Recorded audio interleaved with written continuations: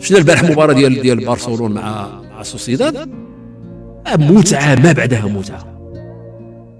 الناس لعبوا 48 دقيقه في الشوط الاول، ولعبوا 49 دقيقه في الشوط الثاني.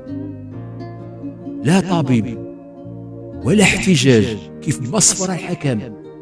جا واحد الكره وتسجل هدف، وكاين اللي تيقول لك هدف ماشي هدف. المدرب ديال البارسا قال لك انا بالنسبه لي هدف، ولكن ما عندنا ما نديرو. هادشي اللي كاين، القرار ديال الحكم هو اللي كاين. ما قالوش لا تحيز ولا صيفطوا لنا ولا داروا لنا ولا بغاو يحيدوا لنا. قال بانه قالوا انا بالنسبه لي هذاك هدف، ولكن القرار ديال الحكم هو اللي غادي يمشي. وانتهى الامر. تشوف واحد 90 دقيقه كيفاش تلعبت، واحد المستوى رائع جدا. هذيك المباراه تشوفها دابا تشوفها اليوم، ما تتفرجش في الكره عاد واحد 4 ايام. لاش انا تفرج تشوف كيفاش لعبوا، وتشوف ناس. احنا تبعنا لانه كاين نايف اكرد واحد المباراه. واش دابا غنبقاو نذكروا غنجيبوا اللاعب ديال البطوله مع اللاعب؟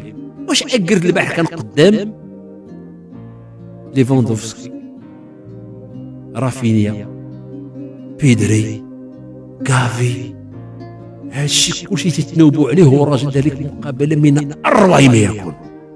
ليفاندوفسكي ما ضربش كره واحده للمرمى،